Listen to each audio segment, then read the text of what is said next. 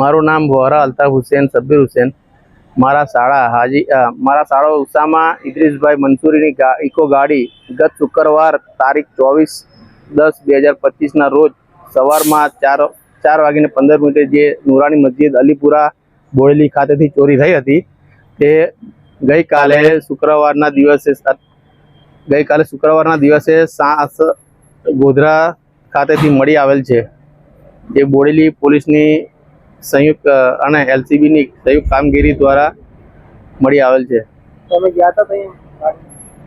ગઈકાલે બોડેલી પોલીસ જમાદાર ભરતભાઈ સાથે અમે ગોધરા ગયા હતા ગાડી લેવા માટે।